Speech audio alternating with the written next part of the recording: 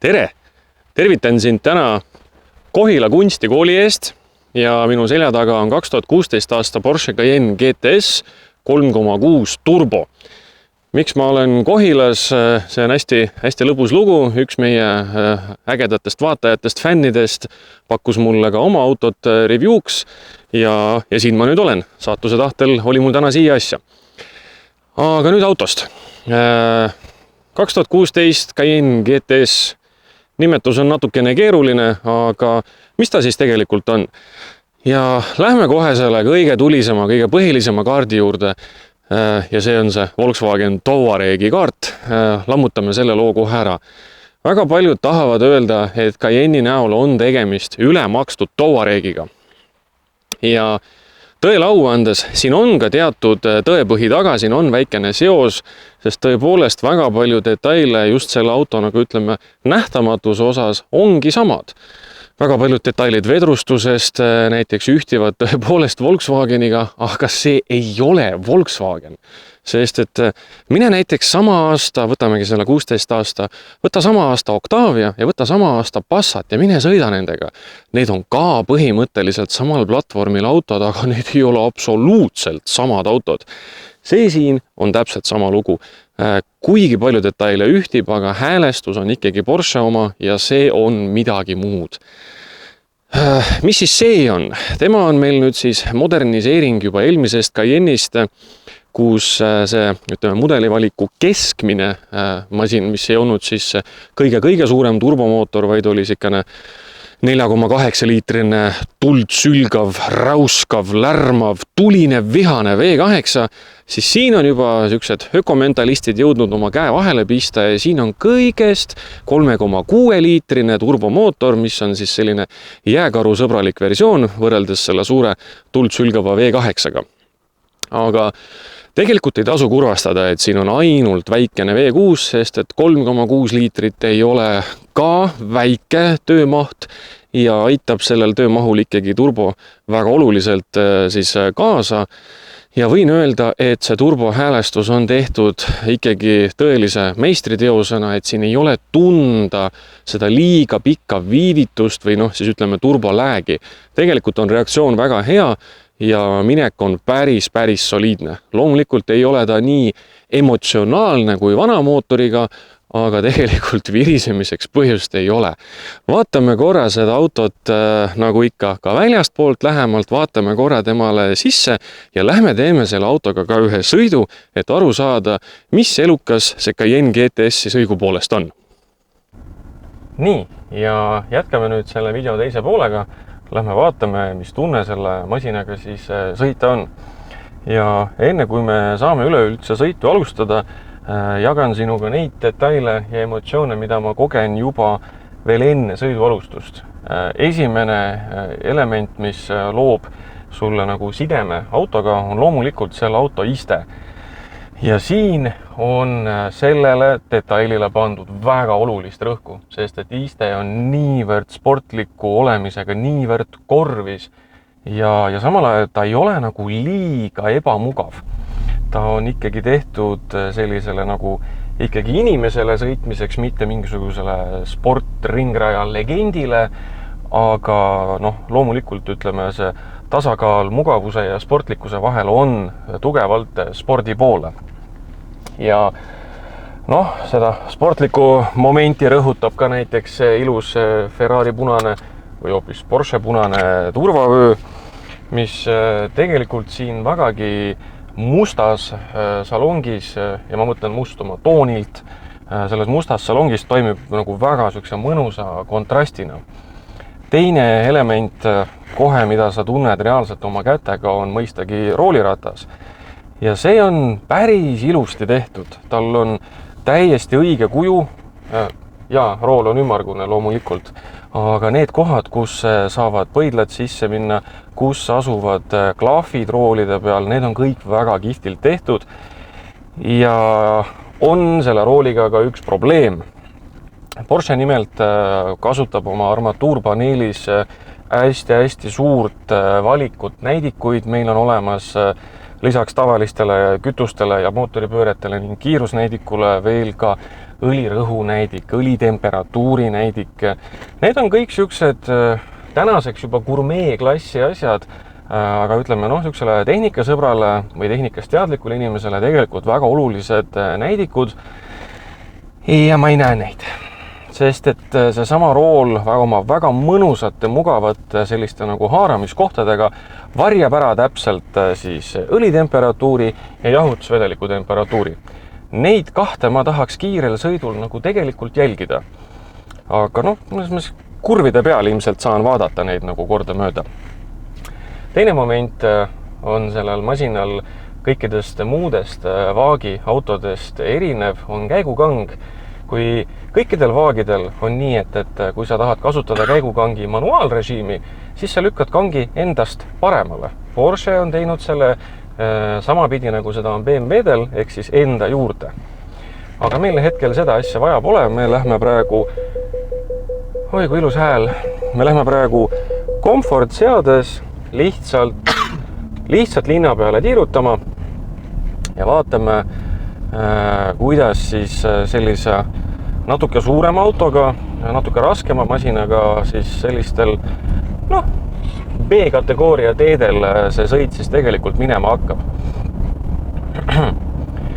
Mis, ütleme, on selle auto juures nagu põnev ära mainida või nagu ütleme oluline ära mainida, on jällegi see sama, mis ma enne juba korra ütlesin, see Volkswagen Touaregi seos.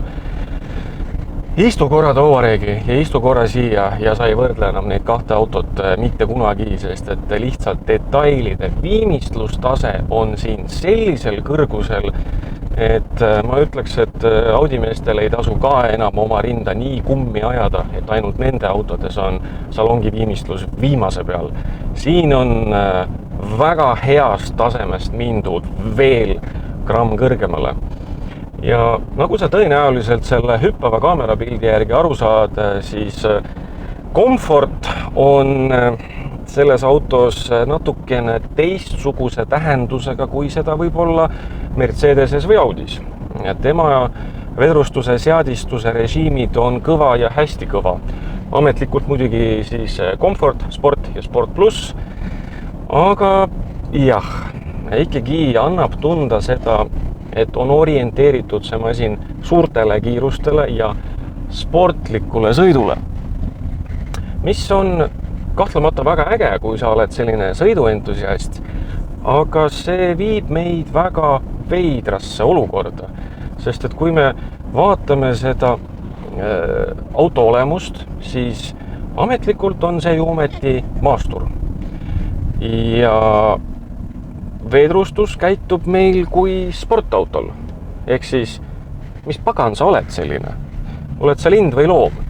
Ja ma olen täiesti kindel, et enamus nendest autodest ei satu ei ringrajale ega tõsisele metsamaastikule. Ja loodud on see auto nii, et ta mõlemal puhul tegelikult toimiks. Ja kas ta seda ka päriselt teeb, ütle sina mulle. No just on ja. Ja võtame edasi. Vedrustuse seaded me hetke pärast proovime läbi, kui me leiame mingisuguse vähem meeldivama teelõigu. Aga praegu räägime näiteks selle auto mootorist. On meil siin siis 3,6 liitrine Porsche enda V6, mitte enam siis nii-öelda vana hea V8. Ja see V6 on uskumatult sitke ja tubli iseloomuga. Reaalselt on tal väändemomenti seal 600 Newtoni piirkonnas ja see on saadaval vahemikus 1500 kuni 5000 mootoripööret minutis, mis tähendab seda, et see tummine jõud, see jõud, mida on tegelikult vaja raske auto liigutamiseks, on põhimõtteliselt kogu aeg sulle kätte saadav.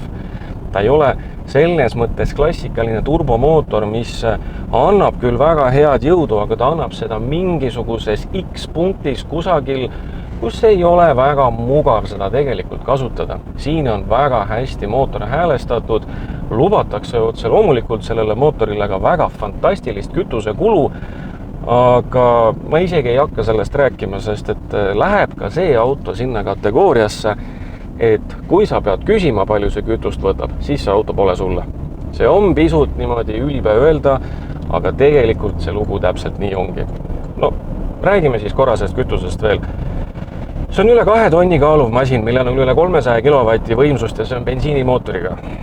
See ei ole öko-möko-pilm, aga ta ei ole ka tegelikult selleks loodud. Mis on sellel mootoril fantastiline osa, ei ole tema tippvõimsus, vaid on just nimelt tema elastsus. Temaga on lihtsalt väga mugav ja muretu sõita.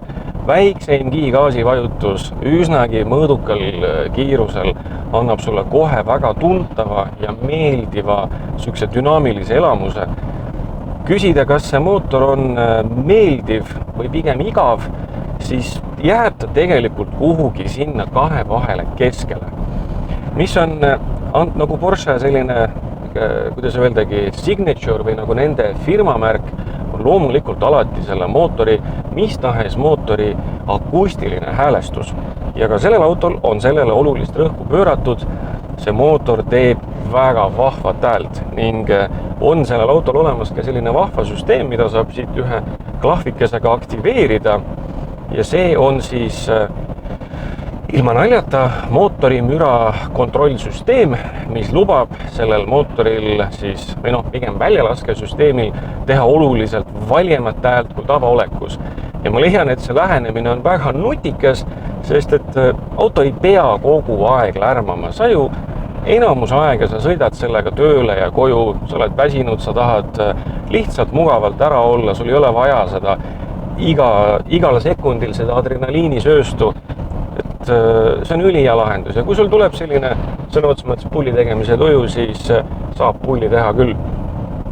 Kuulame korra nüüd seda heli poolt, kuidas see mootor siis niisama töötab ja kuidas ta möörgab.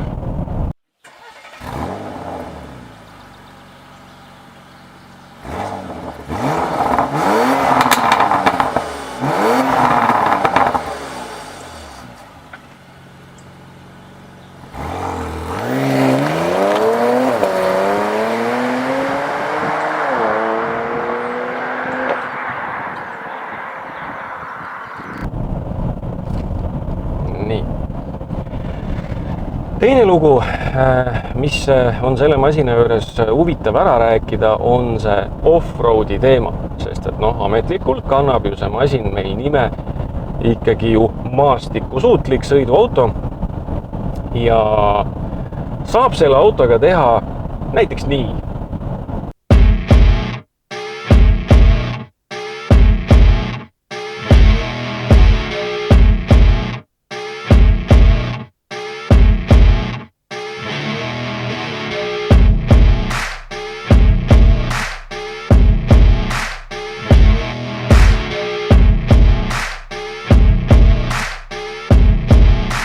Nagu sa nägid, siis toimus see kõik täiesti muretult.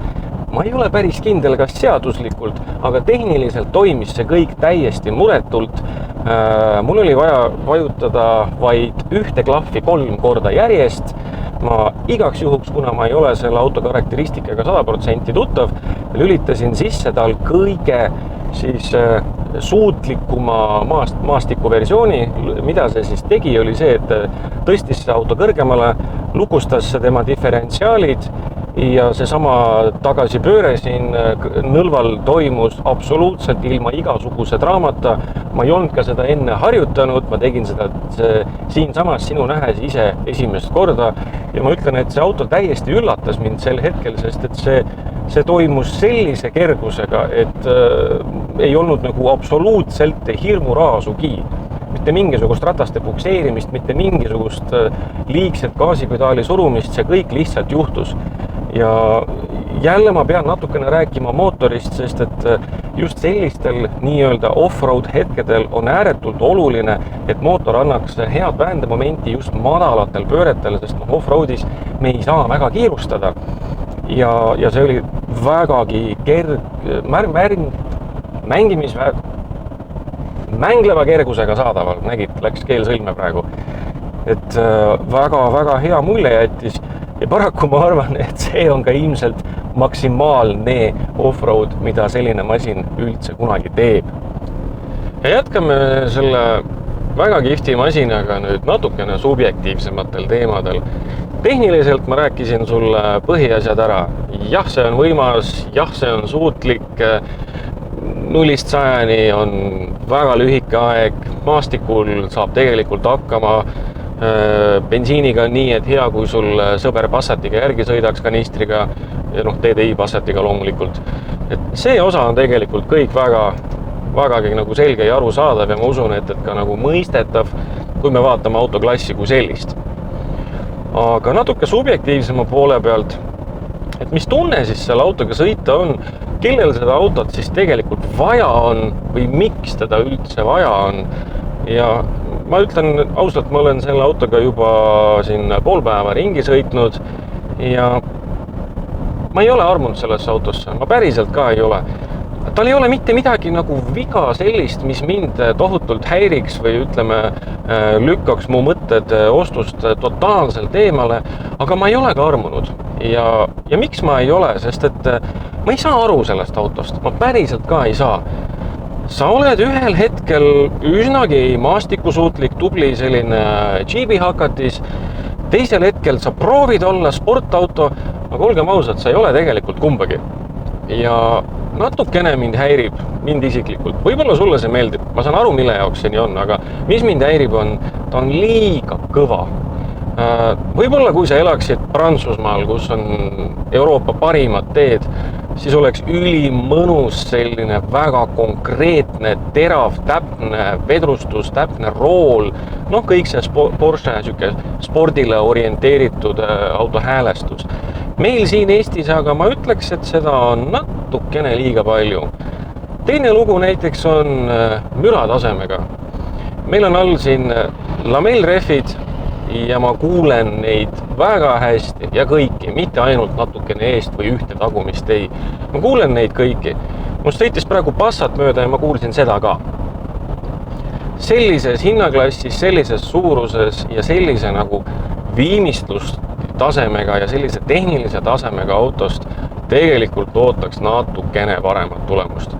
Teine lugu on selle masina ruumikusega. Sa vaatad väljast, masin on suur nagu keskmine kalalaev. 5 meetrit on tal pikkust, komakohad siia-sinna. Aga tegelikult on siin sees üsna kitsas. Mina juhina tunnen ennast siin väga hästi, aga minu taga näiteks turvatooliga last panna tegelikult jääb ära. Jah, sa saad selle sinna panna. Istme kõrgus on ka suhteliselt hea, et kui sul on laps üles, et sa paned ta sisuliselt otse autosse sisse, aga tegelikult see põngerjas oma jalatsitega hävitab ära kohe enda ees oleva istme. Ja kui see iste viia nii ette, et see põngerjas sinna ei ulata, siis ka sina enam selle istme peale istuma ei pääse. Et tegelikult siit siis joonistub välja, et segment, kuhu see auto nagu on suunatud, on selline noorpaar, kellel veel ei ole pere, aga kellele meeldib seigelda ja kes motospordist peab väga lugu, sest et see motospordi teema käib siit autost ikka kogu aeg läbi. Et sul on isegi stopper keset armatuuri, et ringi aegu mõõta. See on kõik jällegi see Porsche teema, see vihje sellele spordile. Aga päriselus on ta väga hea suutlikkusega jäik linnamaastur. See on minu ühelauseline, üsna kriitiline kokkuvõte sellele autole ja ära saa must valesti aru. Ma ei ütle tegelikult pahasti selle auto kohta, see on väga kihvt masin, aga mina ei neia sellele autole näiteks enda garaaži ees kohta. Sina aga võid selle enda garaaži ette panna, sest et juhuslikult on see auto müügis. Jätan lingi siia alla, vaata järgi. Aga siinkohal jällegi suur aitäh sulle, et sa leidsid aega selle video läbi vaadata. Ja kui sul on mõni masin, mis ei ole päris hall metallic diisel, siis võta muga ühendust, teeme koos midagi ägedat. Seniks kuniks aga aitäh sulle ja näeme peagi.